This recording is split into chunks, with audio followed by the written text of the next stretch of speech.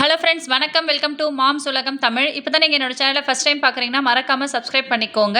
இன்றைக்கி ஒரு சூப்பரான காரசாரமான முட்டை குழம்பு தான் பார்க்க போகிறோம். இது அரைச்சி விட்ட மட்டன் சுவையில் முட்டை குழம்பு எப்படி செய்கிறதுன்றதை வாங்க வீடியோக்குள்ளே போய் பார்க்கலாம். இதுக்கு முட்டையை ஃபஸ்ட்டு வேக வச்சுக்கணும். முட்டை சீக்கிரமாக வெந்து வரத்துக்கு 1 ஸ்பூன் அளவு தூள் உப்பு போட்டிங்கன்னா சீக்கிரமாக முட்டை வெந்து வந்துடும். நம்ம மசாலாவை நல்லா வறுத்து அரைக்கணும். அதுக்கு ஒரு வாணலியில் 1 டேபிள் ஸ்பூன் அளவுக்கு எண்ணெய் விட்டுக்கோங்க. எண்ணெய் நல்லா சூடானோடனே அடுப்பை சிம்மில் வச்சுட்டு மசாலாவை வறுக்கணும். 1 கைப்பிடி அளவு தனியா, ஒரு 5லேருந்து 6 வரமிளகாய் நல்லா வறுத்து எடுத்துக்கோங்க. இதுலேயே இப்போது 1 டேபிள் ஸ்பூன் அளவுக்கு மிளகு போட்டுக்கோங்க. அதே டேபிள் ஸ்பூன் அளவுக்கு 1 ஸ்பூன் அளவு ஜீரகம், இதில் 1/2 டேபிள் ஸ்பூன் அளவுக்கு தனியா, இது எல்லாத்தையும் நல்லா வறுத்துக்கோங்க. இப்போது இதில் கசகசா ஒரு 1/4 ஸ்பூன் போடணும். உங்களுக்கு கசகசா இல்லைன்னா நீங்கள் ஒரு 5லேருந்து 6 முந்திரி பருப்பு போட்டுக்கோங்க. குழம்பு நல்லா திக்னஸ் கிடைக்கும். இது எல்லாத்தையும் இந்த வறுத்த மசாலா எல்லாத்தையுமே ஒரு தட்டில் மாற்றி நல்லா ஆற விட்டுருங்க. அதே வாணலியில் 1 டேபிள் ஸ்பூன் எண்ணெய் விட்டுட்டு நம்ம ஒரு 10லேருந்து 15 பல் பூண்டு எடுத்து வச்சுருக்கணும். தோலோடு போட்டுக்கோங்க, நல்லா டேஸ்ட்டாக இருக்கும். இஞ்சி ஒரு லெமன் சைஸ் அளவுக்கு இஞ்சி நல்லா குட்டி குட்டியாக கட் பண்ணி போட்டுக்கோங்க. 1 வெங்காயம், 1 தக்காளி, ரெண்டுத்தையும் நல்லா பெருசு பெருசாகவே கட் பண்ணிக்கோங்க. நல்லா வதக்கிக்கோங்க. இந்த ஸ்டேஜில் நம்ம ஒரு 1/4 முடி அளவு தேங்காய் நல்லா துருவி வச்சுருக்கணும், அதை போட்டுருங்க.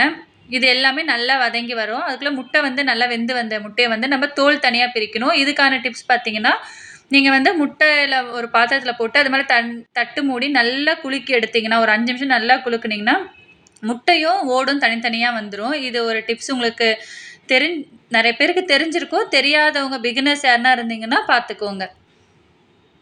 நல்லா அதை வாஷ் பண்ணி எடுத்து வச்சாச்சு. இப்போ நம்ம அரைச்சி வச்சுருக்க மசாலா ஃபஸ்ட்டு நல்லா பேஸ்ட் பண்ணி எடுத்துகிட்டு வந்துடணும். தனியா, மிளகாய் அதெல்லாம் அரைச்சி எடுத்துகிட்டு வந்து அதுலேயே அடுத்து வெங்காயம், தக்காளி, தேங்காய் இதெல்லாம் போட்டு ஒரு 1/2 கிளாஸ் அளவு தண்ணி ஊற்றி நல்லா பேஸ்ட்டாக அரைச்சிக்கணும். இப்போ ஒரு குக்கரில் எண்ணெய் விட்டு எண்ணெய் நல்லா சூடான பிறகு பட்டை, லவங்கம், ஒரு 4 லவங்கம், பட்டை, அன்னாச்சிப்பூ, 2 ஏலக்காய், கருவேப்பிலை எல்லாம் போட்டு நல்லா பொரிஞ்சு வரணும்.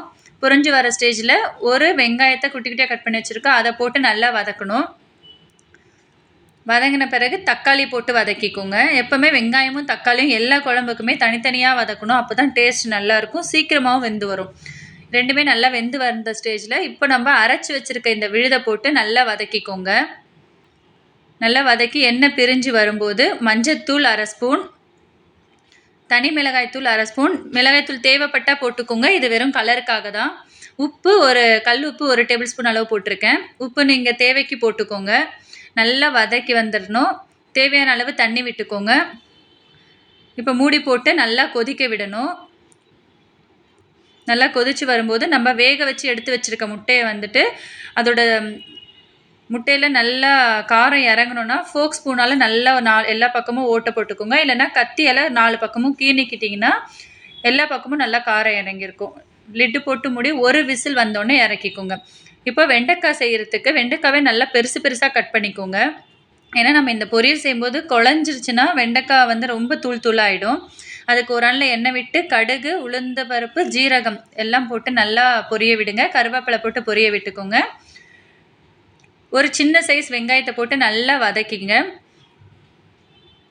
இப்போ கட் பண்ணி வச்சுருக்கிற இந்த வெண்டைக்காவை போட்டு நல்லா ஃபஸ்ட்டு வதக்கணும். நீங்கள் வெண்டைக்காய் போட்டோடனே உப்பு காரம்லாம் போட்டுறாதீங்க, நல்லா வதக்கிட்டு போடுங்க. நான் வீடியோவில் ஸ்பீடாக காமிச்சதால் உங்களுக்கு உடனே போட்ட மாதிரி இருக்கும். நல்லா வதக்கிட்டு உப்பு, காரம், மஞ்சத்தூள் எல்லாம் போட்டுட்டு ஒரு ஸ்பூன் எண்ணெய் விட்டுட்டு நல்லா மூடி வச்சுருங்க. அதுக்குள்ளே இங்கே நமக்கு முட்டை குழம்பு ரெடியாகி வந்துருச்சு. வெண்டைக்காய் நல்லா ரெடியாகி வந்துருச்சு. இப்போது நம்ம வீட்டில் அரைச்சி வச்சுருக்க, இல்லைனா நீங்கள் கடையில் வாங்கின இட்லி பொடி இருந்தால் கூட 1 ஸ்பூன் கடைசியாக போட்டு இறக்குங்க. வெண்டைக்காய் செம்ம டேஸ்ட்டாக இருக்கும், நீங்கள் ட்ரை பண்ணி பாருங்கள். இன்றைக்கி லஞ்ச் காம்போ பார்த்திங்கன்னா சுட சுட சாதம், வெண்டைக்காய் ஃப்ரை, மட்டன் குழம்பு டேஸ்ட்டில் முட்டை குழம்பு. இந்த வீடியோ உங்களுக்கு பிடிச்சிருந்ததுன்னா என்னோடய சேனல் லைக் பண்ணுங்கள், ஷேர் பண்ணுங்கள், சப்ஸ்கிரைப் பண்ணுங்கள். இந்த முட்டை குழம்பு நீங்களும் வீட்டில் ட்ரை பண்ணி பாருங்கள். Thank you friends. நெக்ஸ்ட்டு ஒரு வீடியோவில் மீட் பண்ணலாம்.